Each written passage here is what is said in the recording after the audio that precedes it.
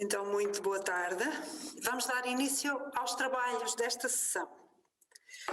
Esta sessão tem por tema: estão as cidades a adaptar-se às alterações climáticas? Portanto, o primeiro assunto de que vamos falar hoje é da mudança.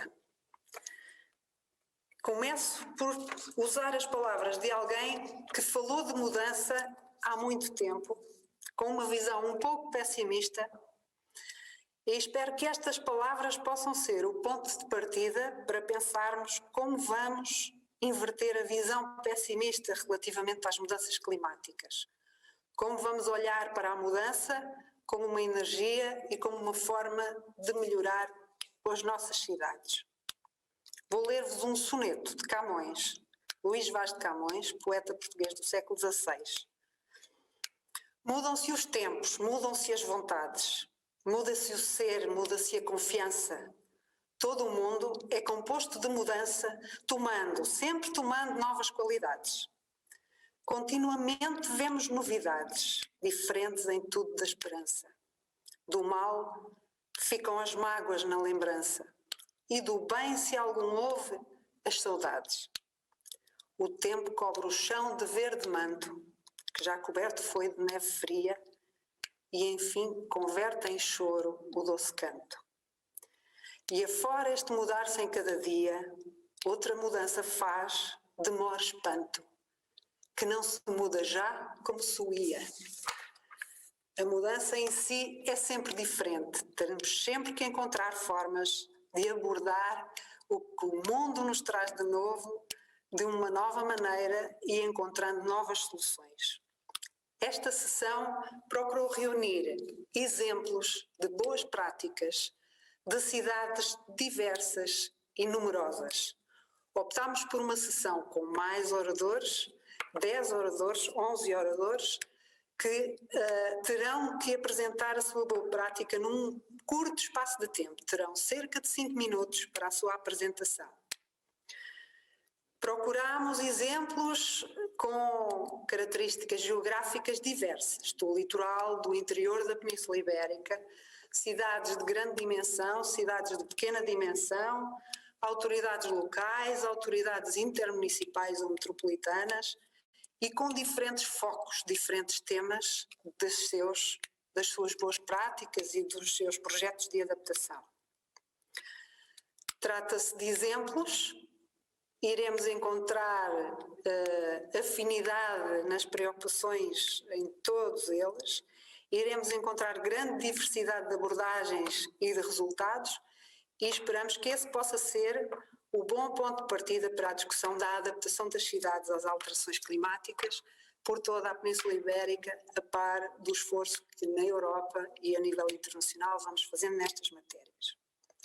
Convido-vos, pois, a continuar e a participar nesta sessão e peço agora ao Jorge Sánchez Cruzado para explicar um pouco a forma como podemos contar com a vossa participação e com o vosso envolvimento nesta sessão, nesta modalidade de videoconferência. Jorge, tens a palavra. Boa tarde. Ao longo da conferência preparamos uma ferramenta para a interação com a audiência. É a mesma que se utilizou na sessão de abertura, através do Slido. Para esta sessão, vou colocar um link no chat, que já está partilhado convosco, e através desse link verão um painel, a partir do qual podem fazer perguntas para os oradores. No fim das apresentações teremos um pequeno debate e daí iremos selecionando estas perguntas. Não só podem fazer perguntas, também podem votar outras perguntas que lhes pareçam interessantes. E as perguntas mais votadas serão aquelas que traremos ao debate. O link já está pronto e, quanto a mim, está tudo. Obrigado, Jorge. O recurso para a vossa participação. Eu vou mostrar-vos muito rapidamente que temos um mapa da Península Ibérica onde já se encontram assinaladas as boas práticas que vão ser apresentadas no decurso desta sessão. Mas este mapa está aberto à vossa participação e está aberto à colocação de todas as boas práticas que os participantes na sessão queiram colocar. Pedi ao Jorge para partilhar a ligação, por favor, e pedi a todos os participantes, aquela boa prática que tenham para partilhar, que coloquem informação ao colocar o marcador com a cidade e o título no primeiro campo, a ligação web, uma ligação internet que permita aceder à informação sobre o projeto ou a ação que está aqui a ser partilhada e uma ligação de contacto pessoal ou institucional que permita a qualquer pessoa interessada fazer diálogo e saber mais informação sobre a boa prática. Em enfrentar a mudança climática nas cidades requer um trabalho colaborativo.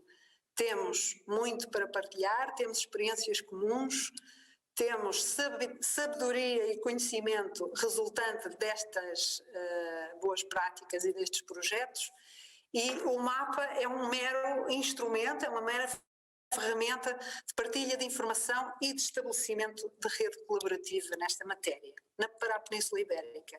Ele vai ficar disponível, é um recurso que entendemos que podia ser um resultado da realização desta sessão. Contamos com a vossa participação, de todos. Tiro agora uns minutos para vos falar dos nossos oradores e dos casos que vêm apresentar, muito sucintamente. Teremos em primeiro lugar a Célia Moraes Laranjeira, da cidade de Águeda, em Portugal, que virá apresentar o Smart City Lab, Laboratório Vivo para a Descarbonização. A segunda intervenção será realizada por Helena Vessa, de Barcelona, e irá abordar o tema dos refúgios climáticos. A terceira apresentação vem da cidade do Fundão, pelo seu presidente de Câmara, Dr. Paulo Fernandes, que irá apresentar o plano de ação agri-urban, enquadrado num projeto Urbact. Seguidamente teremos o Luís Terreiro Encinas, da cidade de Madrid, que fará a apresentação da experiência com os pátios escolares, enquadrada no plano e na estratégia de adaptação às alterações climáticas de Madrid. Seguidamente teremos a Ana Cristina Lourenço, de Lisboa, que apresentará a infraestrutura verde e o papel que este projeto de infraestrutura verde tem de forma integrada também na estratégia e plano de adaptação da cidade às alterações climáticas. A Paula Silvestre apresenta-se pela Comunidade Intermunicipal da região de Coimbra, irá apresentar o projeto Food Corridors. O Yosu Benaito Villa Garcia, de Donostia, San Sebastián, apresentará a sua experiência como cidade costeira face às alterações climáticas. Temos Enrique Berrueso, da cidade de Lorca, no sul de Espanha, com o projeto Life Adaptate. E a última intervenção será da Carla Pires, de Vila Nova de Gaia, sobre a experiência da regeneração e requalificação urbana da Vila d'Este. Como referi, muita diversidade, muita variedade de condições das próprias cidades, das características das próprias cidades, e espero que possam trazer resultados e projetos inspiradores para outras cidades e para podermos partir desta sessão com mais vontade de desenvolver estas ações de adaptação às alterações climáticas. E sem perder mais tempo, para conseguirmos guardar algum tempo para debate, passava de imediato a palavra à Célia Laranjeira, pedindo que faça a sua apresentação sobre a cidade de Águeda. Obrigada, Célia. Boa tarde, olá a todos, bem-vindos virtualmente à nossa cidade colorida, bem-vindos à Águeda.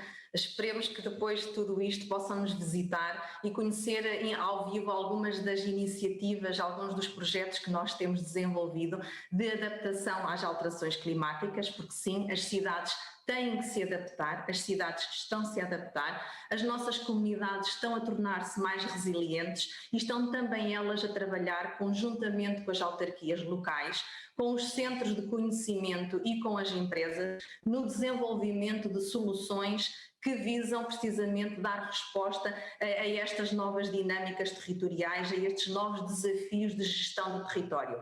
E é isso que vos apresento com o projeto dos Laboratórios Vivos para a Descarbonização de Águeda, o Águeda Smart City Lab, onde num projeto piloto desenvolvido numa área delimitada do centro da cidade de Águeda, com o envolvimento das famílias, do comércio local, mas também o desenvolvimento de empresas locais, estamos precisamente a testar soluções tecnológicas nas áreas da eficiência energética, da eficiência hídrica, da comunicação aos cidadãos e do envolvimento dos cidadãos para que também eles possam, nas suas habitações, implementar soluções mais eficientes em termos energéticos, soluções de gestão de resíduos, entre outras. Portanto, um pouco por toda a cidade, em diversas áreas temáticas, nós estamos a desenvolver projetos e estamos a implementar soluções, a testar algumas delas pela primeira vez fora do laboratório das empresas, de forma a dar resposta àquelas que são as novas dinâmicas territoriais. Um projeto que é cofinanciado pelo Fundo Ambiental, e que nós preparámos um pequeno vídeo para vos mostrar, para terem uma ideia das iniciativas que nós já desenvolvemos, sendo que ainda teremos outras que vamos implementar, como depois poderão ver no final do vídeo. Procurando cumprir aqui o tempo, vou partilhar ela e eu vou partilhar convosco também um bocadinho daquilo que é o Laboratório Vivo para a Descarbonização de Águeda.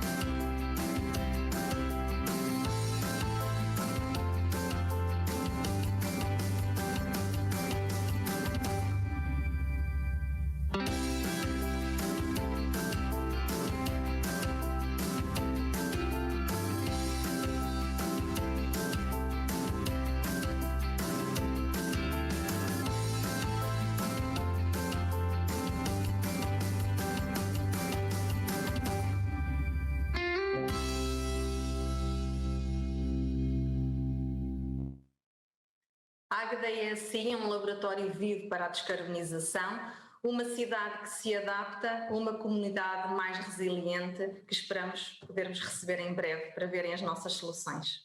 Obrigada. Muito obrigada, Célia. Trata-se de uma apresentação que consegue, neste muito curto espaço de tempo, mostrar o que a Águeda tem trabalhado. Com este figurino de laboratório colaborativo no envolvimento dos cidadãos e das empresas da sua cidade, num conjunto de ações, portanto não nos veio apresentar só uma ação, mas um conjunto de ações que ligam à adaptação e à mitigação. Tem aí uma componente também de eficiência energética e de utilização de energias alternativas, que nos traz também a integração das medidas de adaptação com a mitigação. Muito obrigada. Peço agora à Helena Veza que nos responda. Barcelona adapta-se às alterações climáticas? Pedimos a sua intervenção.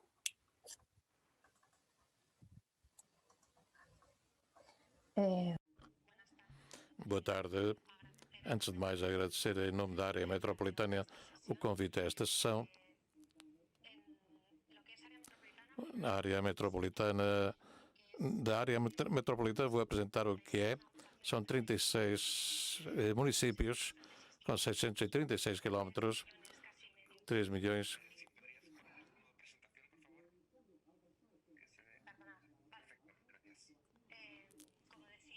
Como dizia, um agrupamento de 36 municípios com 636 quilómetros, quase 3 milhões e meio de habitantes, e apresenta tipologias diversas de solos. Um solo urbano, solo natural, com espaços naturais, e solo agrícola, com 2 grandes rios e respectivas deltas, que, através do estudo dos dados que temos entre 2005 e 2018, que são as emissões difusas e as emissões de regime de comércio relacionado com o produto interno bruto, sabemos que num futuro próximo a tendência das emissões no território é muito importante e temos que atuar sobre a base dos desafios que todo o território, e não só a nível do Estado, mas também Portugal e todos os países temos. Os desafios são como são, sabemos os impactos que existem, sabemos que são importantes na saúde, na economia e nas infraestruturas, com o desafio de obter ou de conseguir uma grande redução de 43% para 2030. Para fazer face a isto, temos diversas ações de mitigação, as coberturas voltaicas em edifícios públicos, a recarga de veículos com tecnologia B2G, que é intercambiador de tecnologia elétrica para que a energia subjacente se possa utilizar em edifícios públicos, e há muitos.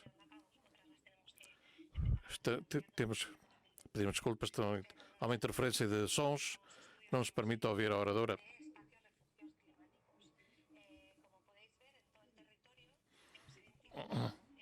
Identificamos estas 4 categorias de espaços que podem chegar a ser refúgios com diversas ações. Com estes espaços podemos dar serviço numa vaga de calor a 72% da população. Por outro lado, desenvolvemos o campo de adaptação através dos painéis. É a participação no projeto Óperas para a recuperação do litoral com dunas híbridas. E também aqui se junta a informação. E mais nada, agradecer a participação e espero que tenha servido a apresentação. Muito grande colocar a experiência de uma cidade como Barcelona na adaptação às alterações climáticas numa apresentação de 5 minutos. Agradeço muito à Helena este esforço. Percebemos que há aqui muita informação, foi trabalhada a informação do cenário, os cenários climáticos para este território, aplicados ao território, uma avaliação conjunta para todo este território que tem diversos municípios, para poder ter aqui uma abordagem integrada para uma área metropolitana, e isso traz-nos esta ideia muito interessante de haver a capacidade de estudo, de avaliação, de proposta que agora será colocada em prática, de oferecer à população refúgios climáticos, viver a cidade no verão da Península Ibérica, que é um verão quente, com mais conforto e com mais fruição do espaço público. Muito obrigada, Helena. E pedi agora a intervenção do Fundão, ao Paulo Fernandes. Também em 5 minutos. Ok. Uma prova, isto é uma prova. Olá, muito boa tarde. Agradecer o convite, porque obviamente é sempre muito relevante nós podermos partilhar as nossas experiências. Enquanto procuro aqui o modo de apresentação, o nosso projeto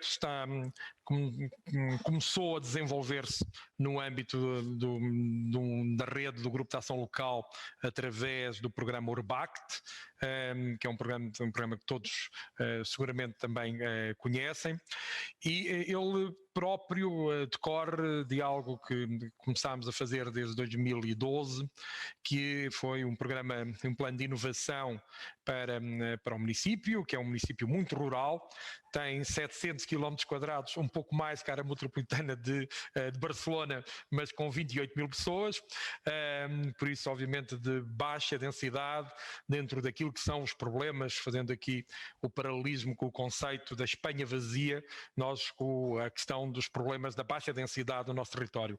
Muito rural, muito agrícola, mais de 50% do nosso produto estava conectado com aquilo que é a produção agrícola e a agroindústria, e nós quisemos diversificar essa forma de estruturalmente as nossas atividades aqui desenvolverem, e tentámos, desse ponto de vista, apostar muito na atração de novas tecnologias, sobretudo na área de desenvolvimento de software, e de repente, de facto, através de um programa que correu muito bem, da atração de talento, hoje numa cidade do interior de Portugal, muito rural, temos mais de 700 engenheiros informáticos a trabalhar na cidade. O que é que nos aconteceu? Não sei se pode ter a apresentação, O que é que nos foi acontecendo? À maneira que fomos sendo muito bem sucedidos na atração de tecnólogos, de novas tecnologias, apercebemos da enorme oportunidade que tínhamos para relacionar essas tecnologias com aquilo que são as atividades tradicionais e trazer também para os processos a questão da inovação social. Nessa vertente da inovação social, focámos-nos muito na relação agro-urban, entre a agricultura, o espaço mais urbano, o espaço cidade. Nós até costumamos dizer que a nossa cidade é uma cidade de natureza rural, e concentrámos muito nas escolas. E desenvolvemos, sobretudo, dois processos que avançaram no plano de ação local do Urban. Um orientado para combate ao desperdício alimentar e outro orientado para a valorização, do ponto de vista de compras públicas, das boas práticas em termos de economia circular, em termos de circuitos curtos. No programa de combate àquilo que é o desperdício alimentar, nós chamamos Ementa Saudáveis Crianças Felizes. Na componente do projeto piloto, nós já temos alguns resultados para apresentar.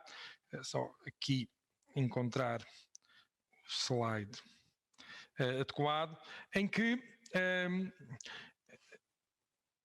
procuramos que, através de um kit que desenvolvemos, que distribuímos por várias escolas, nomeadamente a primeira escola de uma vila rural, e quando o aplicámos, conseguimos, neste momento, apresentar que diminuímos o desperdício alimentar em 44%, o que é cerca de 180 gramas por estudante relativamente àquilo que é a comida desperdiçada. Com isto, evidentemente, estamos a reduzir aquilo que é um impacto, obviamente, na nossa produção, naquilo que é o desperdício do ponto de vista energético, aquilo que é fomentar o processo de eficiência naquilo que é a elaboração das nossas cozinhas. E, ao mesmo tempo, criar boas práticas do ponto de vista dos mais pequeninos. Estamos a falar de crianças, sobretudo a partir dos 10 anos, que, evidentemente, ficam com estas boas práticas para o resto da sua vida. Depois temos um processo de gamificação que neste momento está conectado em termos de premiação, as escolas melhores do ponto de vista de combate ao desperdício, os alunos que menos desperdiçam relativamente a este processo. O segundo projeto também é muito simples, tem muito a ver com uma das grandes dificuldades que tem a ver com a contratação pública, em que nós, como temos muitas escolas rurais, nós definimos que pagamos mais cerca de 20% por refeição se para a constituição dessa mesma refeição haja compra de produtos em circuitos curtos. É também um projeto piloto, é um projeto que está numa fase ainda mais embrionária da sua posição, mas que traz na certificação do que é esta questão dos produtos de proximidade proximidade e naquilo que é a ferramenta das cartas gastronómicas escolares, das cantinas escolares, um modelo muito interessante e que está também sinalizado no Pacto para a Economia Circular da região Centro, da região NUT 2, da qual fazemos parte, porque somos, obviamente, também um projeto que está a ser seguido para aquilo que possa ser a melhoria do modelo de compras públicas na nossa região. E era Paulo, isso que eu gostaria de apresentar. Se pode ir finalizando, por favor? Já finalizei. Ok. Bem, foi mesmo certo. Ok. Muito obrigada. Nada. Não, acho extremamente interessante como o território acaba por ser com pouca densidade populacional, é fácil fazer este encontro das pessoas que estiveram na inovação da tecnologia, as pessoas que estão no espaço e nas atividades rurais, as pessoas que estão no município, as pessoas que estão nas escolas, estão todos próximos e procuram então nestes projetos fazer esta ligação da produção, distribuição, consumo em sustentabilidade, com a ligação às cidades circulares, tema que é especialmente caro à Direção-Geral do Território. É verdade. Obrigado. Muito obrigada. E agora pedir ao Luís Terreiro Encinas para nos apresentar a sua boa prática da cidade de Madrid. Luís, muito obrigada.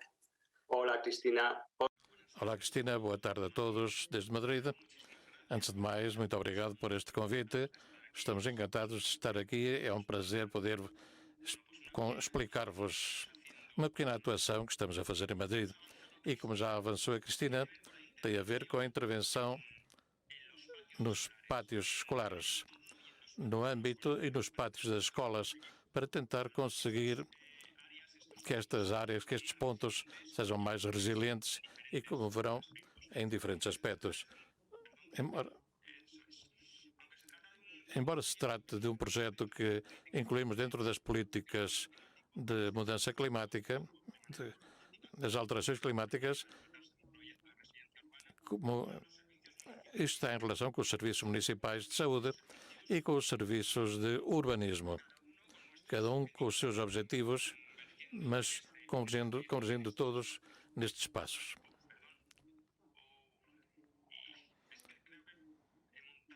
Parece que instalei uma apresentação diferente da que era. Peço desculpas, orador.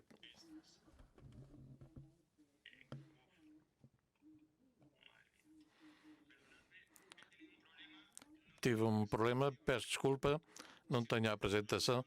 Se acham bem, eu vou contando sobre esta apresentação. O que eu estava a dizer é que é um projeto que estamos a colaborar várias áreas municipais e que parte de um projeto, parte de um diagnóstico realizado em 240 escolas de Madrid, tentando avaliar a qualidade desses espaços.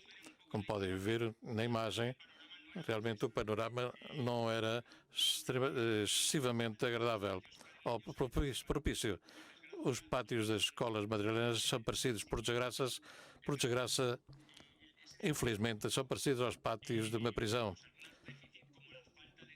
Observamos déficits como falta de espaço, excessiva construção destes espaços ou a homogeneidade.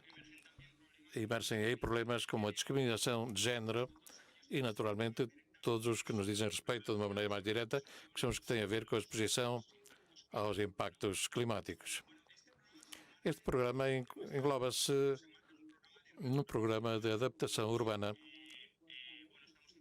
que estamos a impulsionar em Madrid para introduzir a natureza como vetor da transformação da cidade. Peço desculpa por este desastre, porque montei uma apresentação que não era. Acho que tenho a apresentação anterior tua. Se calhar talvez te possa servir de apoio. Se tivéssemos tempo. Novamente peço desculpa.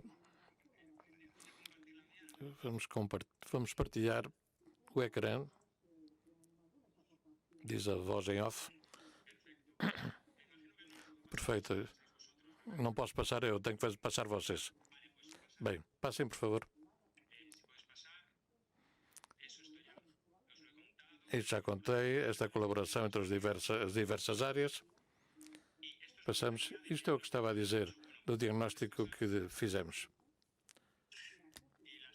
a seguinte. O que quero dizer é que todo este processo que tem como meta, como finalidade, a intervenção nos pátios, a transformação desses pátios foi muito importante em todo o processo. E parte desse processo começou com a participação da comunidade educativa. Todos, pais, mães, alunos, como trabalhadores e órgãos diretores das escolas, participaram na ideação destes projetos. Chegou-se a manifestar, plasmar uma lista de propostas que queriam para o seu pátio por parte destes agentes. E, posteriormente, as equipas municipais de técnicos, o que fizemos foi dar forma a esses sonhos, a esses desejos que na comunidade educativa expressaram. Nas medidas de adaptação à mudança climática, foi aumentar significativamente a presença de vegetação nos pátios, naturalmente procurando esse conforto climático e a sombra tão importante, mas também atuamos sobre as superfícies construídas, eliminando superfícies construídas, ganhando solo natural, e também fizemos uma intensa função de implementação de soluções de sistemas sustentáveis, que são sistemas que permitem aproximar-se do ciclo natural da água, infiltrando em vez de levar diretamente aos coletores. Dessa maneira, a água também, para além de gerar umas condições microclimáticas muito mais suaves, digamos assim, também aproveitamos essa água para regar os próprios colégios. Pode passar. Nos próximos slides mostramos o resultado de como foram essas intervenções. Esta é uma das escolas em que interviemos, em 3 como projetos pilotos. Este é o estado atual de um dos 3. E posterior, uma vez que atuámos sobre ele, mudou. Considerem que esta é uma fotografia feita recentemente, onde as plantações ainda são pequenas, onde ainda têm que crescer essas árvores. Passamos ao seguinte slide. Outra imagem deste projeto, onde podem ver que o que se procurou é naturalizar esses espaços, diversificando, desapareceu substancialmente a homogeneidade das áreas desportivas e aumentando mais a diversidade. O que é importante e quero destacar, embora tenha pouco tempo já, é que não só está a produzir uma alteração física do espaço das escolas, mas também está a verificar, e estamos a avaliar, uma alteração nas condutas e nos hábitos das próprias crianças que brincam nestes pátios. Passamos ao seguinte slide e praticamente estou a concluir. Como podem ver,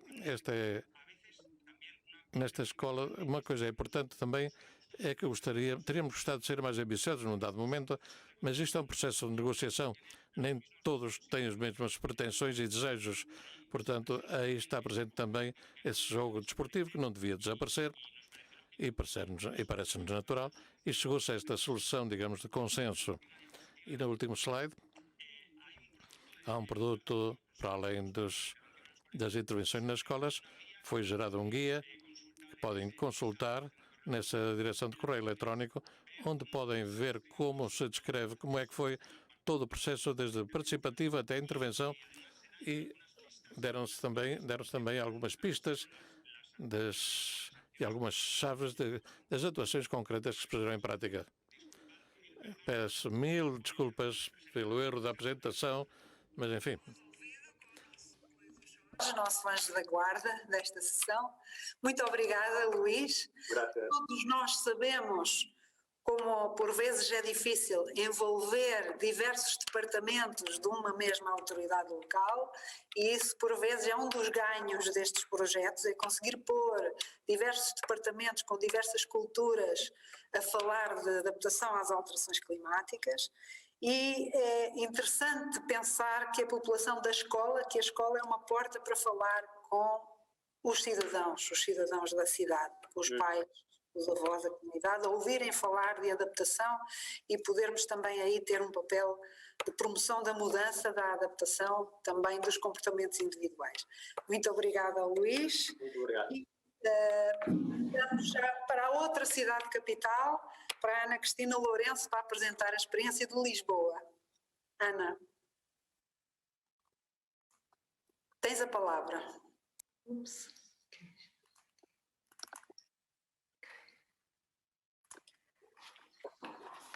Boa tarde a todos. Penso que já estou a partilhar a tela. Sim? Sim, mas convém pôr em modo apresentação.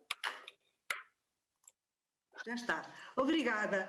Boa tarde a todos, obrigada pelo convite. Em nome do município de Lisboa, convido-vos a acompanhar-nos nas experiências de Lisboa. A resposta é sim, Lisboa está a adaptar-se, Lisboa escolhe evoluir. O que é que se passa? Ups. Não. Não é acho que é o último slide, se calhar, não? Pois, se calhar, não sei o que aconteceu, voltemos ao princípio. Exato. Ok? Agora sim. Lisboa é uma cidade voltada para o estuário do Tejo e para o Atlântico e com uma extensa frente ribeirinha de cerca de 22 quilómetros. Cidade capital, centro da área metropolitana vasta, registra uma dinâmica acentuada da população pendular ativa e isso influencia a vida da cidade e as suas condições. Clima temperado, com fortes influências mediterrânicas, isso combinado com a morfologia do terreno, as suas condições geográficas, conferem-lhe um desempenho ecológico específico e determinam, em grande parte, também o quadro necessário para a adaptação às alterações climáticas.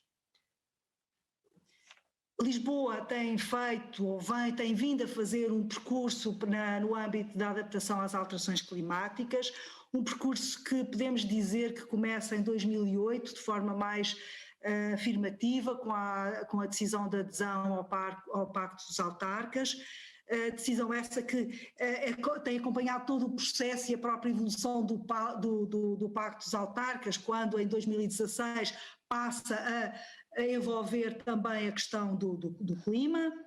E neste percurso eu gostaria de destacar também a Estratégia Municipal de Adaptação às Alterações Climáticas, em 2017, o Plano de Ação para a Energia Sustentável e o Clima, em 2018, ou a colaboração no Plano Metropolitano de Adaptação às Alterações Climáticas, em 2019, e mais recentemente a participação e a adesão à rede C40.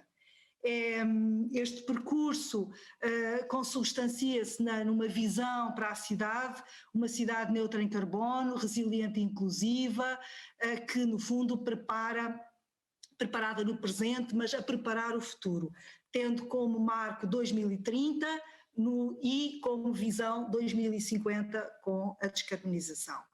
É um percurso feito graças a parcerias, a redes colaborativas e ao compromisso da cidade com toda a sua cidadania, todos os stakeholders. Agora, Lisboa em concreto adapta-se a quê? Ao aumento da temperatura, à diminuição da precipitação média, à subida do nível médio das águas e ao aumento em magnitude dos fenómenos climáticos extremos. Este quadro tem impactos no funcionamento dos serviços da cidade, na forma como se organiza o território e as suas infraestruturas e, sobretudo, na qualidade de vida dos cidadãos, na qualidade do ar, na saúde e na biodiversidade. Os cenários climáticos projetam que no final do século XXI se reveste de uma grande, se revestirá, se não fizermos nada sobretudo, mas o maior risco será o aumento da temperatura elevada e a magnitude dos fenómenos extremos, sobretudo aqueles que combinam a precipitação intensa e os ventos fortes rajada. E obviamente que a subida das águas, a subida do nível médio das águas relacionado com estes fenómenos extremos também não é de desprezar. Como quadro de medidas de adaptação, nós organizamos um conjunto de setores que respondem que respondem a vários desses riscos no domínio da adaptação.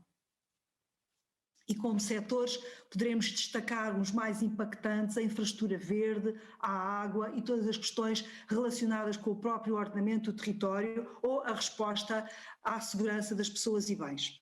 E, obviamente, depois uma ligação às áreas mais queridas da mitigação, como sejam os transportes e mobilidade, a intervenção nos edifícios e as medidas transversais de cidadania e capacitação e aprofundamento constante do conhecimento.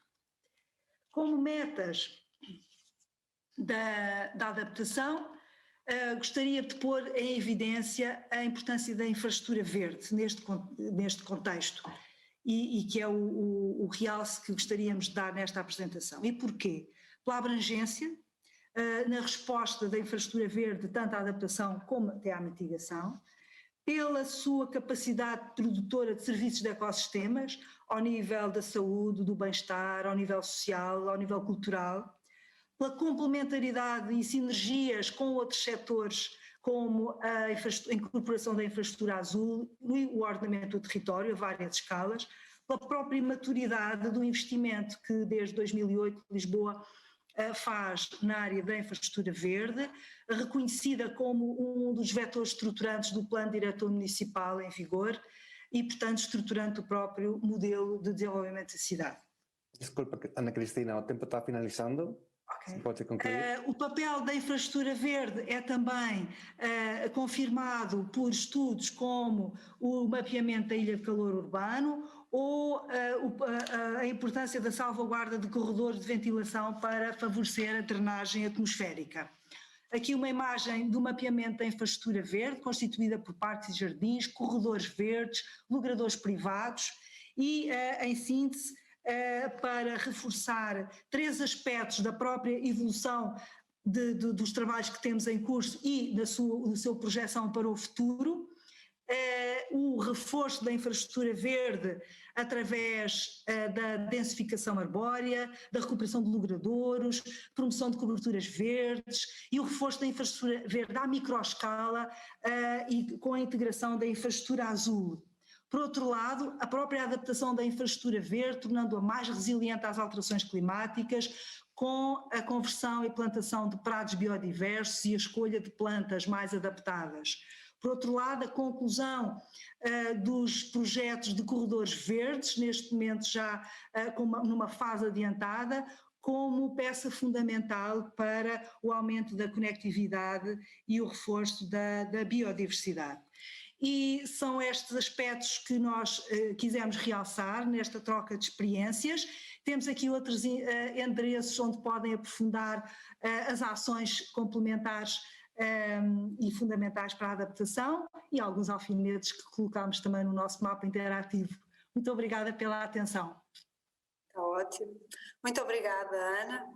Aqui, a propósito da experiência de Lisboa e já em outras apresentações anteriores, penso que deve ser feita uma referência à importância das iniciativas e das redes internacionais. Elas têm sido o motor de trazer estas problemáticas das alterações climáticas para a decisão política, pelo menos, para a visibilidade dos temas na discussão política e, portanto, também são portas de abertura para depois se promoverem iniciativas do âmbito dos projetos e das ações concretas.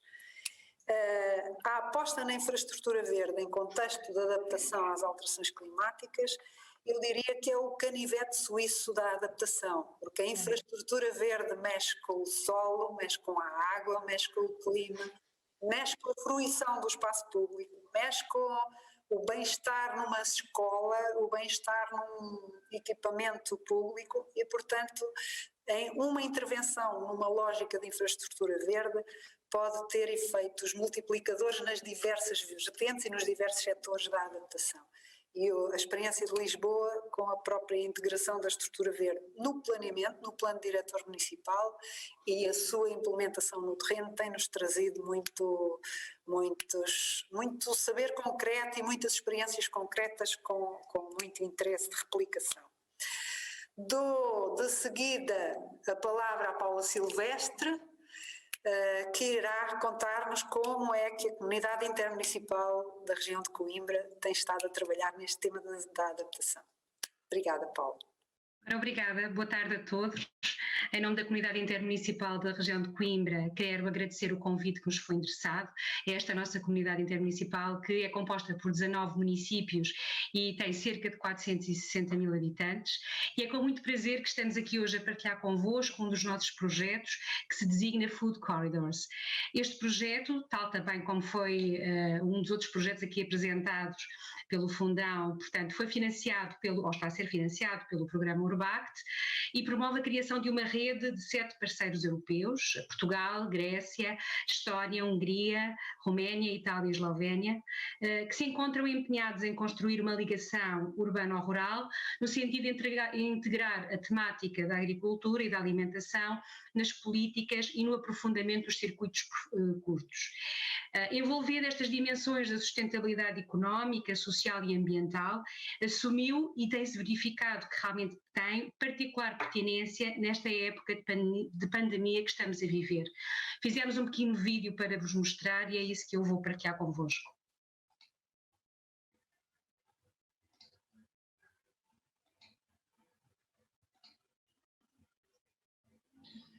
Are cities adapting to climate changing? We believe there is an active effort. Paula, Today, nós estamos a ver o vídeo. Food corridors, an action planning network Nós estamos a ver o vídeo. which focus in the environment thematic. This approach enhances the generation of production and consumption. A Paula tem que partilhar o ecrã para nós vermos. Eu pensava que tinha partilhado, mas não. Ora, presumo que agora já esteja? Sim.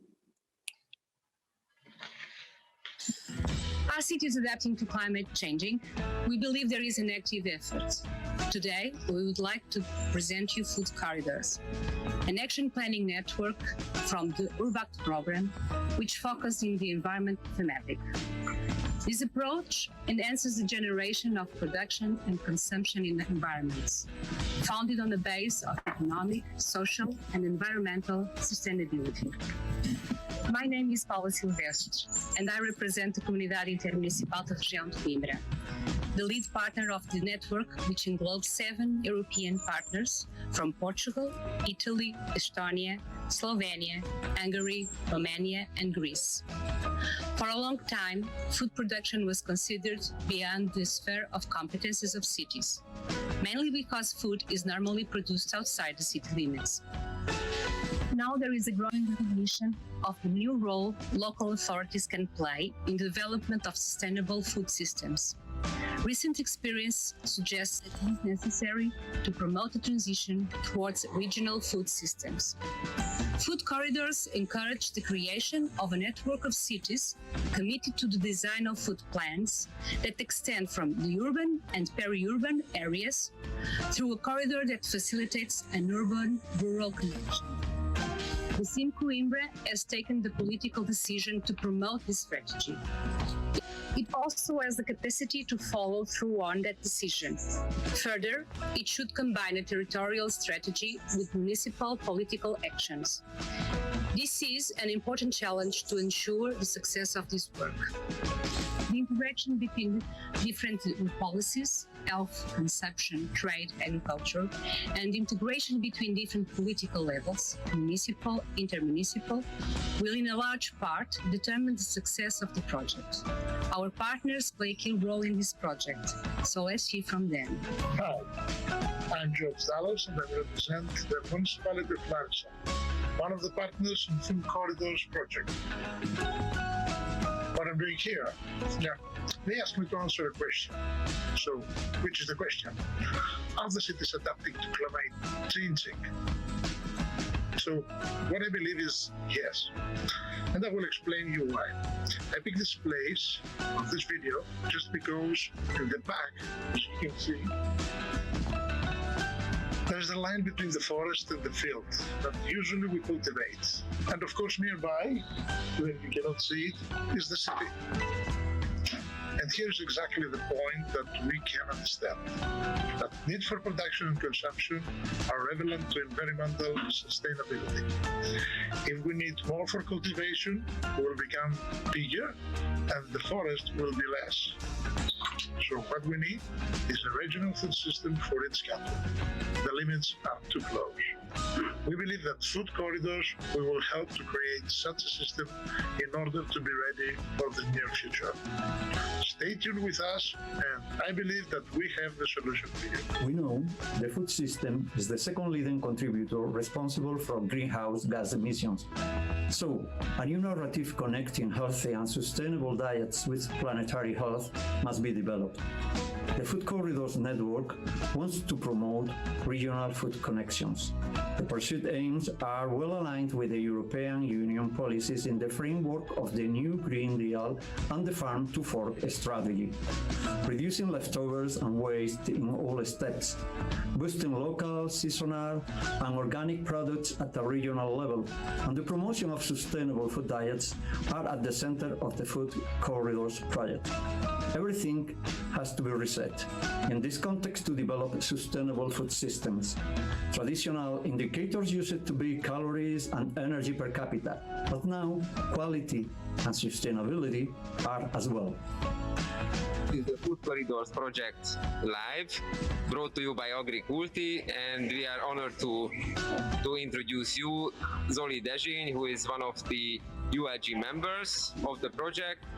And so, Zoli, what's going on here? What is your business here? Hello, everybody. This is CSA vegetable share pickup with Budapest on Thursday afternoon.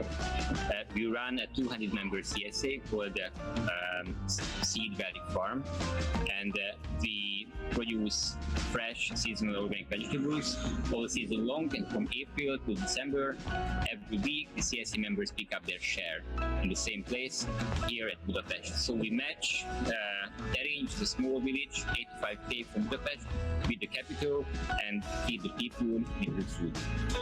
I think that Food Corridors is an important opportunity to network and learn about good practices and implement at local level food production and consumption program that focus on sustainable territories.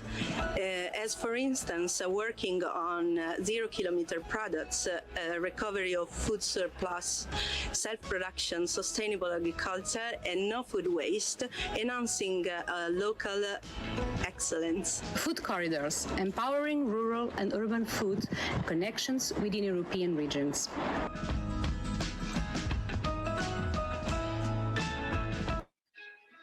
Obrigada.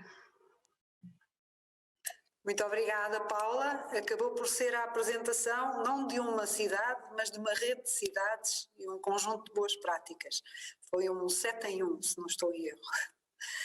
Para não tomar mais tempo, passava de imediato a palavra ao Iosso Benaito Villa Garcia, de Donostia San Sebastián, pedindo para fazer a sua apresentação.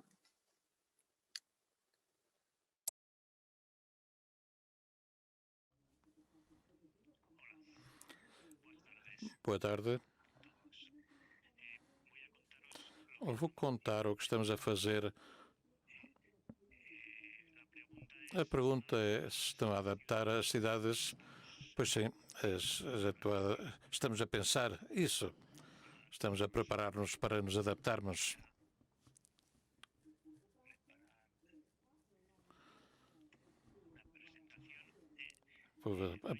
Tenho aqui uma apresentação.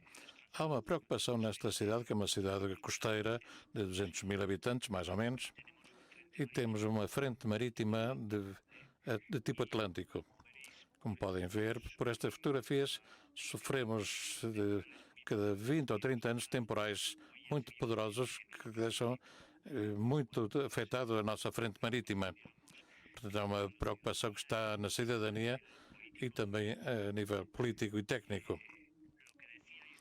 O que diziam das redes está muito bem, porque nós também estamos nas redes de Maior Sadat e Calverano Maiores. E ao escrever estas redes, obrigam-nos a desenvolver uma série de tarefas, entre as quais está a redigir um plano de adaptação à mudança, às alterações climáticas na cidade. Fizemos assim, em 2017, fizemos um plano de adaptação às alterações climáticas, com uma série de medidas para introduzir, e estabelecemos um comitê interno municipal para gerir este plano, no qual estamos todos os departamentos municipais envolvidos, que têm a ver com a gestão do território, do espaço público, e também os que têm a ver com intervenções de emergência e com atuações de bem-estar social em relação à saúde das pessoas em situações de emergência. Fizemos este plano em 2017, temos ido desenvolvendo uma série de ações e este ano foi revisto, adaptado e atualizado. E agora temos um plano um pouco mais adaptado também aos nossos interesses, às nossas condições e à capacidade do que temos que fazer, que é prepararmos-nos para 5 tipos de ameaças que identificamos na nossa cidade, que são o aumento do nível do mar e os cenários de ondas extremas, ameaças de inundações e as vagas de calor que podem afetar tanto a cidadania como a biodiversidade. Como podem ver aí, o plano e as medidas que atualizamos este ano estão estruturadas em 7 capítulos, ou 7 apartados, e vamos ir atuando em cada um deles. Como dizia, o que fizemos, sobretudo até agora, foi mais do que atuar na adaptação às alterações climáticas, estamos a pensar em ir adquirindo conhecimento técnico e científico do tipo de ameaças ou para o que tipo de ameaças nos temos que preparar. Trabalhamos bastante a questão da afecção das praias, porque do ponto de vista turístico e económico e também como recurso de lazer da cidade é muito importante.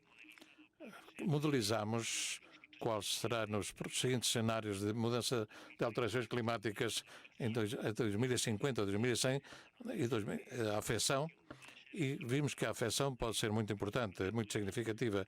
Em 2050 podemos ter podemos perder as 2/3 partes de praia seca com a maré alta. Não são praias muito amplas realmente, e isso significa que em função de subida e descida do nível do mar, poderemos ter problemas muito importantes de capacidade nas praias. Já sentimos isso este ano com as medidas da pandemia e as restrições de acesso ao público, do público. Foi uma forma de preparar algumas medidas deste tipo. Estamos a trabalhar também nos impactos de navegabilidade e trabalhamos nas praias e provavelmente trabalharemos também no resto da costa.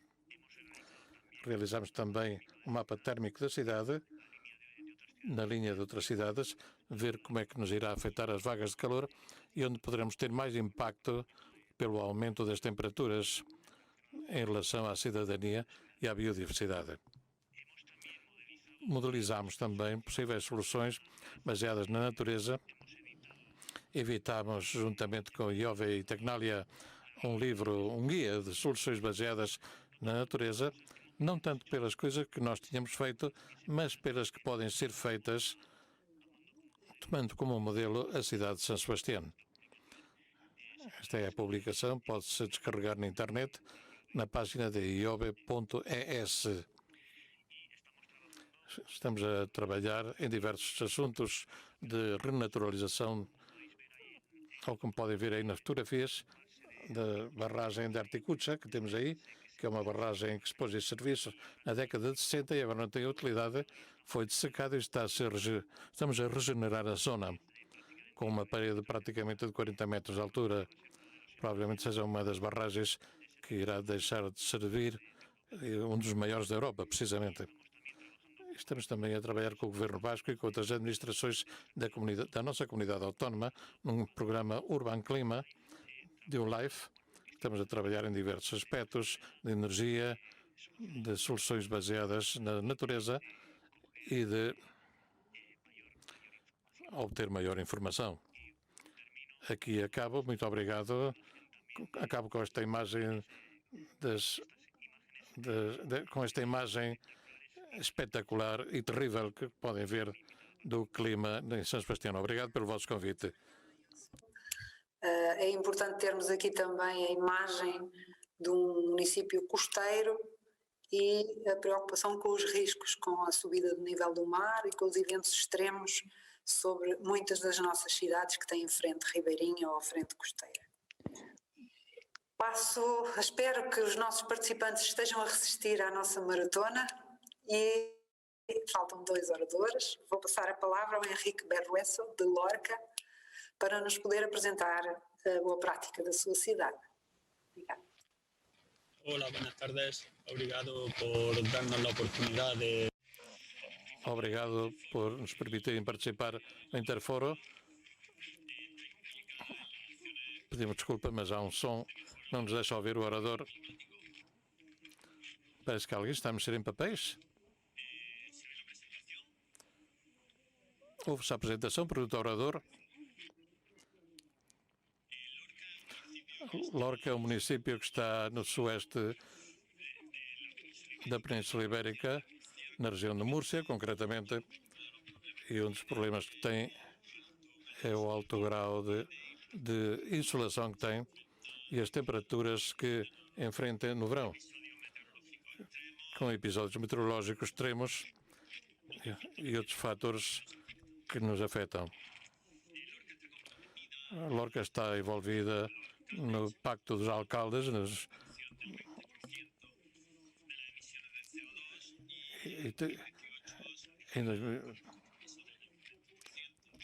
pedimos desculpa, não conseguimos ouvir com esses sons que estão a...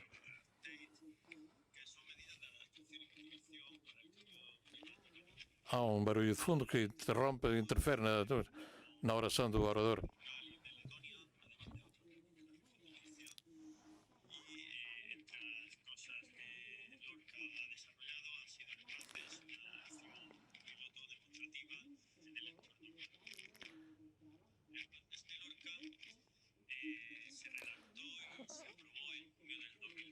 A Paces de Lorca foi reduzida em junho de 2020, parece que diz o orador.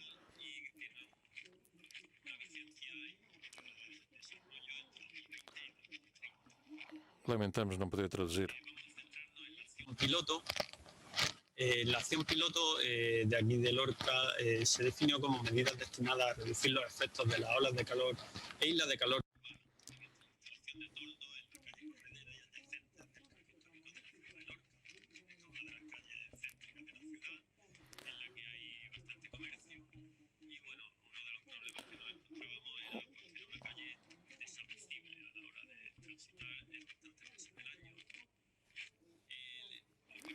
O primeiro que se fez foi desenhar o entorno em que se ia fazer e os objetivos que queriam.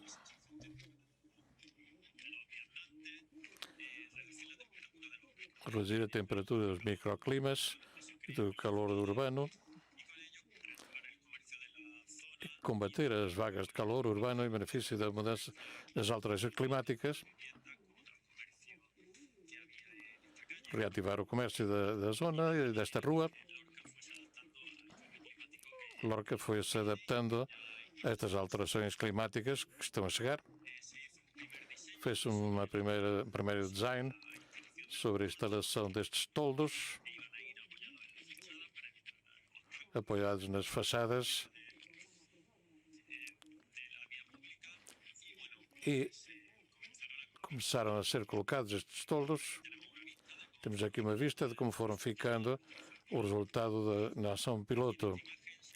Nesta imagem pode-se ver como se cria um corredor de sombra na rua, pela sombra que os toldos projetam sobre os comércios, o que permite reduzir um pouco a despesa na refrigeração e tornar mais acessível a rua. Podemos ver aqui um gráfico dos dias em que esperam de 40 graus a temperatura ambiente e a temperatura que provoca os toldos, porque há também a instalação de uns sensores por cima e por baixo dos toldos, assim como no chão, para captar a temperatura ao sol e à sombra, temperatura ambiente e a temperatura do pavimento. Os dias com diferenças superiores a 3 graus, a redução da temperatura média de 5 graus. Entre o sol e a sombra, chegando aos 9 graus, em algum momento, em algum dos dias mais quentes. A diferença do chão, do pavimento, vemos que o pavimento é de granito escuro e ganha muita temperatura. Constatamos que a média temperatura do solo, do pavimento, está entre 10 e 15 graus, chegando às vezes a 20 graus de diferença de temperatura no pavimento. Se dissermos que este chão chegava a estar a 60 graus de temperatura, isto vai dizer que a sensação térmica se reduziu bastante,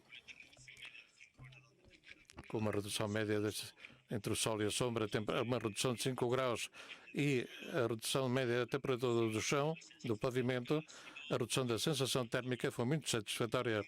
Isto produzido numa avaliação muito positiva para os transeuntes. Fez-se um inquérito e os comerciantes disseram que os anos em que se instalaram os toldos notou-se a redução no consumo de refrigeração. E os comerciantes hoteleiros ficaram muito satisfeitos com estas medidas. O tempo está a acabar. Para comentar algumas das dificuldades que encontramos, foi a autorização dos proprietários das habitações e as queixas de alguns vizinhos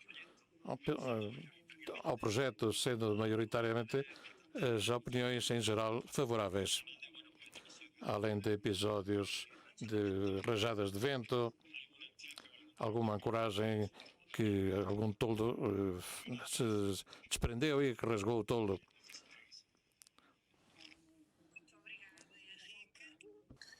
É muito interessante esta ligação, muito prática, entre melhorar o ambiente do espaço público e ter as atividades económicas contentes com a intervenção, e muitas vezes a adaptação às alterações climáticas também requer, e noutras apresentações, este envolvimento das empresas e das atividades económicas em cada cidade.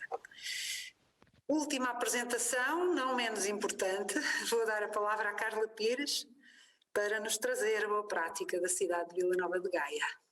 Ora, boa tarde a todos obrigada pelo convite e obrigada a todos os meus colegas de painel pelas boas práticas que apresentaram e que realmente nos levam a um caminho consentâneo de que vivemos tempos de grandes desafios que exigem uma ação urbana ambiciosa e onde as preocupações climáticas estão bem presentes. Também foi fácil concluir que as cidades têm um papel fundamental na transição para esta economia inclusiva, de baixo carbono e até para a construção de comunidades mais prósperas. Efetivamente, o contexto em Vila Nova de Gaia não é diferente, também nós temos uma estratégia definida com a qual prevemos minimizar o impacto e a vulnerabilidade da cidade às alterações climáticas e apostamos também nós nestes 3 grandes pontos, que é o conhecimento, a sensibilização e o planeamento. Portanto, dá para perceber que temos todas as cidades, pelo menos aqui a nível desta amostra da Península Ibérica, alinhadas. Os nossos objetivos estão então plasmados nestes 4 pontos-chave, no conhecer melhor os impactos, no sensibilizar, informar, motivar e, acima de tudo, envolver toda a população a participar, no planeamento de implementação de ações integradas e sustentáveis e, acima de tudo, na aplicação de modelos de governação municipal no plano interno e na ação externa. Facilmente conseguimos identificar que para atingir este propósito e seguir esta visão há opções de adaptação prioritárias para dar resposta às maiores vulnerabilidades, quer as atuais, quer as futuras, que a cidade vislumbra e que elas estão centradas nestes 4 eixos prioritários, portanto no eixo social, no ambiente, no território e na água. E então definimos as medidas a implementar, ou seja, aquilo que nós temos em ação, tendo em conta todas estas vulnerabilidades que a cidade tem. Neste momento devem estar a perguntar já o que é que nós já fizemos e qual é a boa prática que eu venho aqui apresentar. Naturalmente, o que nós vamos apresentar aqui, o que eu vou partilhar convosco, é um bocadinho diferenciado do que os meus colegas falaram, mas que foca na parte dos edifícios, ou seja, no fundo é uma ação que permite identificar o que podemos fazer para ter edifícios mais preparados e melhor adaptados a esta questão das alterações climáticas. O exemplo centra-se na regeneração da urbanização de Vila d'Este, uma urbanização de grande densidade na cidade de Vila Nova de Gaia. É uma urbanização que tem cerca de 7.500 habitantes, que estão distribuídos por 2.085 fogos. Esta intervenção, apesar de estar muito focada na reabilitação do património edificado habitacional, foi mais alargada no seu âmbito e abrangeu também todo o espaço público envolvente, assim como todos os equipamentos desportivos, escolares que existem no local. Ao nível dos principais objetivos, é certo que são e foram tornar os edifícios mais eficientes e promover este uso racional da energia, tendo em conta o potencial de redução dos custos com a fatura energética, tendo ainda em atenção como é que nós podemos reduzir a emissão das nossas emissões de CO2 e a nossa dependência energética. Claramente tendo em conta esta questão que está muito presente na preocupação na adaptação às alterações climáticas, que é caminhar para uma neutralidade carbónica e, de certa forma, acelerar este processo de mudança que nós temos que implementar ao nível do modelo económico, social e ambiental das cidades. Várias ações foram implementadas, tal como ele disse, ao nível dos edifícios, a imagem do empreendimento saiu claramente valorizada e conseguimos ter aqui os tais valores numéricos que tanto importam neste tipo de ações. Eu não vou me focar neles porque interessa-me que percebam que a ação também foi integrada e que vai muito além disto. Naturalmente ela será disponibilizada depois da apresentação e se houver dúvidas podem me colocar. Importa aqui também falar, esta questão é que desde o seu início esta ação foi uma ação integrada, portanto ela foi baseada num processo de governação participativo e colaborativo, onde o município, a empresa municipal de habitação de Vila Nova de Gaia, os moradores, as entidades e os agentes locais foram sempre envolvidos desde o início até ao seu término. Em termos de resultados, então é muito simples perceber que há esses resultados mensuráveis que eu falei, portanto aqueles que incidem sobre as questões do edificado, mas nós conseguimos também perceber que para além da redução das emissões, que é o que nos preocupa muitas vezes aqui, há outros co-benefícios não mensuráveis, nomeadamente em termos de cumprimento de metas de sustentabilidade e questões de benefícios sociais, conforme eu aqui elenco, é o aumento do conforto térmico, a eliminação de determinados problemas que as construções tinham, a melhoria estética da cidade, aqui podem ver um antes e um depois, e isto também é valor acrescentado para o território. Portanto, eu acho que quando nós falamos destas questões das alterações climáticas, não nos devemos centrar só nos grandes indicadores numéricos, mas tudo o que é correlacionado. Pronto, para terminar e para não vos roubar muito mais tempo, deixo mais umas imagens e pronto, e efetivamente pela dimensão que esta intervenção tem a nível europeu, que se não uma das maiores a nível europeu, se não a maior, é uma das maiores a nível europeu, que teve um impacto direto na qualidade de vida da população e na requalificação urbana de uma área da cidade e tem sido por várias vezes referenciada a nível europeu como uma exemplar boa prática e temos também tido a sorte de ser bafejados com alguns prémios nesta área. Termino a agradecer-vos e deixando aqui o compromisso de Gaia, que naturalmente está a par de todas as outras cidades que aqui estiveram, que é sempre pensarmos que temos que prever e acautelar estes efeitos das alterações climáticas nas nossas cidades e adaptar as cidades para as tornarem mais inovadoras, sustentáveis, inclusivas e, acima de tudo, resilientes aos tempos futuros. Obrigada. Muito obrigada, Carla, muito obrigada por cumprir o tempo e espero que os participantes nos perdoem esta tentativa de trazer mais participantes, oradores, mais exemplos com esta preocupação da diversidade e de trazer práticas inspiradoras e replicáveis noutros territórios, em detrimento de termos agora não muito tempo para debate. De qualquer modo, insisto, o Jorge vai fazer a recolha das questões que estão no Slido. Coloquem as vossas questões. Podem votar nas questões, naquelas que já lá estão, dizer se algumas também vos interessam e se permitirmos selecionar aquelas que podem ser mais interessantes para o conjunto dos participantes, mas eu vou usar da minha prerrogativa de moderadora para pedir aos participantes uma palavra ou uma frase, a todos eles, portanto só pode ser mesmo uma palavra ou uma frase, em que nos expliquem qual foi o principal obstáculo e qual foi o principal fator de êxito no projeto que vieram aqui apresentar. E vou passar esta ronda muito rápida enquanto o Jorge recolhe algumas questões dos participantes, está bem?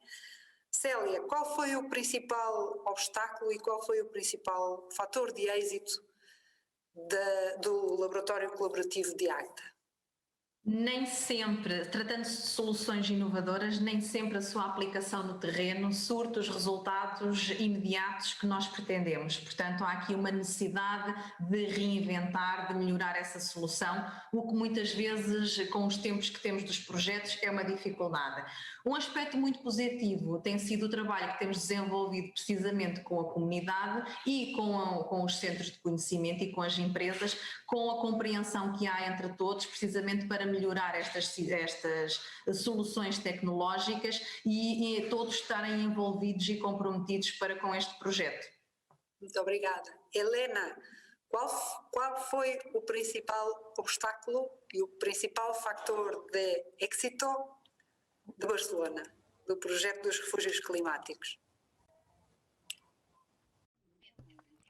O principal obstáculo, acho que ainda não chegou, que é fazer o engajamento do setor ou dos espaços privados para que cheguem a ser refúgios climáticos.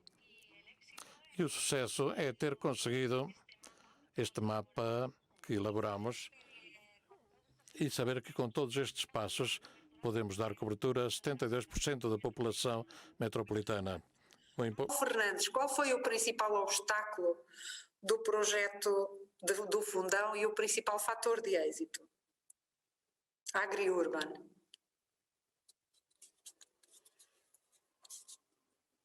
Paulo, não me está a ouvir? Já voltamos ao Paulo. Ok, Paulo. Ok.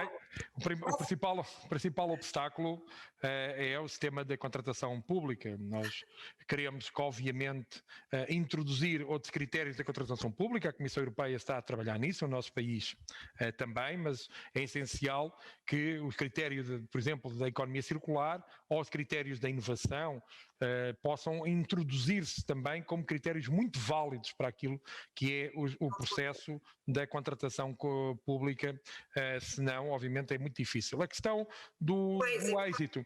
O êxito, obviamente, a proximidade e a conectividade entre tecnólogos, agricultores e comunidade escolar. Esta interligação de setores é seguramente a questão mais relevante para termos êxito.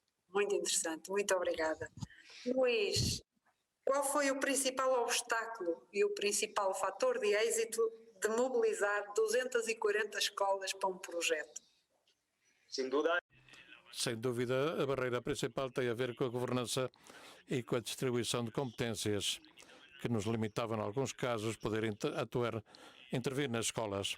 Também está a dificuldade de relação entre os departamentos.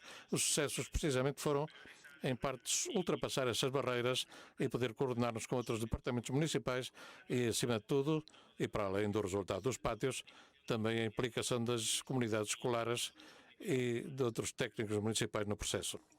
Obrigada. Ana Lourenço, e em Lisboa, qual foi o principal obstáculo e o principal fator de sucesso para o projeto de infraestrutura verde? Eu acho que no início, quando se começou a investir muito na infraestrutura verde, havia uma certa descrença e uma desconfiança de que fosse a principal prioridade nos investimentos. Hoje, com a constatação dos benefícios, acaba por ser um fator de sucesso e que já ninguém põe em causa a necessidade fundamental de reforçar a infraestrutura verde. Muito bom, obrigada Ana. Paula, e em Coimbra, qual é o fator de sucesso e o obstáculo para o projeto dos circuitos curtos e dos corredores de alimentação? Nesta fase do projeto e de atendendo à metodologia Urbact, digamos que o principal obstáculo foi exatamente a pandemia Covid-19, porque impediu realmente o normal decorrer das atividades, tivemos que fazer uma adaptação de todo o projeto. O principal fator de sucesso é realmente o envolvimento de todos os parceiros que não têm deixado de cair e, portanto, e adaptar-se realmente a todas estas condicionalismos que temos sentido. Muito obrigada. E em San Sebastián, quais foram os principais obstáculos? Duas coisas. No plano negativo, que ainda não conseguimos que a consciencialização a nível político, neste caso, sobre os objetivos climáticos e de adaptação, se tenham transformado ou se estejam a transformar num reflexo económico nas verbas orçamentais a fortalecer. Estamos ainda por enquanto a falar, mas a fazer menos do que devíamos. No âmbito positivo está a implicação de todo o envolvimento de todos os departamentos municipais no plano de adaptação e na gestão do mesmo. Aí não estamos a ter qualquer problema, antes pelo contrário. Obrigada. Henrique, em Lorca, quais foram os obstáculos e quais os fatores de sucesso? Bem, o principal obstáculo que encontramos foi os proprietários que não queriam que ancorássemos os toldos às suas fachadas. Muitas vezes não queriam ceder uma parte da sua fachada para o bem comum. E a principal vantagem, ou o principal aspecto positivo que obtivemos foi a satisfação das pessoas e ver como nos dão os parabéns pela iniciativa e ver como nos dias de calor as pessoas procuram a sombra e fogem dessa linha de sol, essa pequena linha de sol que fica entre os toldos, procurando sempre algumas das sombras que há na rua. E Carla, em Vila Nova de Gaia, que obstáculos e que fatores de sucesso encontraram? Essencialmente, em termos de obstáculos, será de assinalar a dimensão territorial da intervenção. Conforme viram, é uma área de território de grande densidade populacional, portanto, e esse efetivamente terá sido o maior desafio que eu não chamaria, aliás, chamaria desafio, não obstáculo.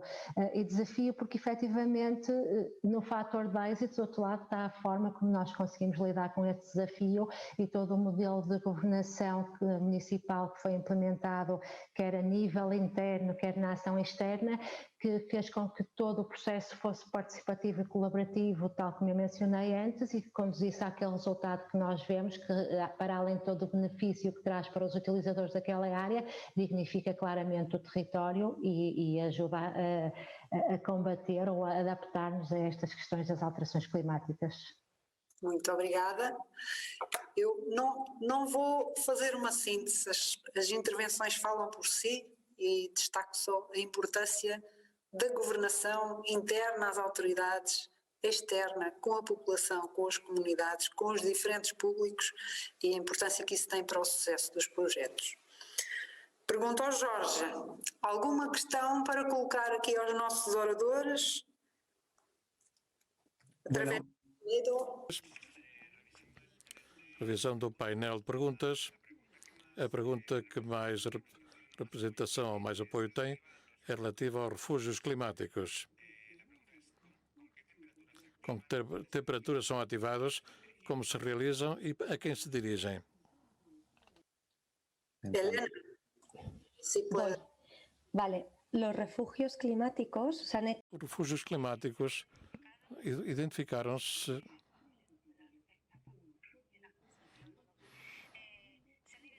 foram identificados espaços com uma área superior a 0,5 hectares, com um índice de vegetação, ou NDVI, de superior a 0,4. Estes foram os critérios selecionados para escolher estes refúgios climáticos na área metropolitana. foram estes os principais. Os refúgios são as 4 tipologias que pus no mapa, são parques, espaços privados, espaço público e escolas. Como disse, é uma primeira fase. Este estudo foi acabado de elaborar há menos de um mês, este mapa, e prevemos uma segunda fase para focalizar e concentrar-nos mais em critérios mais específicos para poder focalizar as ações para que realmente estes refúgios possam ser refúgios para público principalmente vulnerável. Obrigado. Dado que há 2 minutos para concluir a sessão, as perguntas em geral são bastante específicas para cada um dos oradores. Então, posso aproveitar para indicar que agora vamos abrir um espaço que chamamos Cafetaria Virtual, que é um espaço de conversações que podemos ter, e convido os oradores a participar nesta plataforma. Vai estar ativada durante a próxima hora. Aí podem fazer perguntas diretamente porque podem ter interação direta com os oradores. Portanto, eu vou facultar o link vou pôr primeiro umas instruções para caso de que precisem de apoio, utilizar o espaço. E agora vou pôr o link para o acesso ao espaço. Com a parte interativa, convido-os a conectar nesse canal e aí podem ter, e dou a palavra à Cristina para encerrar a sessão de hoje. Pois, penso que a cafetaria online é uma oportunidade de todos os participantes poderem dirigir-se aos oradores, a quem querem colocar questões e conseguir fazer essa questão e ter o diálogo com os vários oradores. É um prazer muito grande ter estado aqui neste painel e ter ouvido estas boas práticas e poder partilhar estas boas práticas e aprender com elas. No mapa estão mais alguns alfinetes, digamos assim, mais algumas cidades assinaladas. Continuamos a convidar-vos que coloquem os vossos exemplos no mapa e que os possam partilhar e de preferência com uma ligação internet que permita aceder à informação sobre o projeto e com um contacto para quem queira saber mais poder utilizar. E agradeço a presença de todos os que estiveram a participar.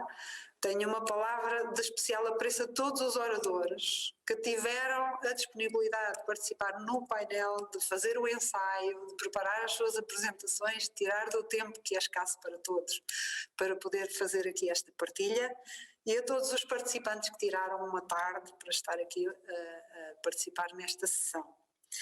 Para acabar, deixo-vos um convite para irem ouvir a canção Cambia, Todo Cambia, com um poema de Júlio Neumhauser, cantado por Mercedes Sosa, que nos fala também da mudança, e vou-me atrever a ler 2 estrofes em espanhol, espero que me perdoem, com o meu desejo de um excelente fim de tarde e de uma continuação de uma excelente conferência para todos. Cambia lo superficial, cambia también lo profundo. Muda o superficial, muda também o profundo, muda o modo de pensar, muda tudo neste mundo. E o que mudou ontem deverá mudar amanhã, assim como mudo eu nesta terra distante. Obrigada. E vamos todos encontrar-nos no café virtual que a Altéquio preparou para nós, no Special Chat, e encontrar-nos também nessas redes, nesses projetos e nessas boas práticas e visitando estas cidades e todas as outras que têm tanto para nos oferecer. Muito obrigada, muito boa tarde e falta-me um obrigado à assistência técnica e ao apoio de quem vai ajudar a preparar o reporte da sessão que será partilhado depois na sessão final. Muito obrigada e até breve.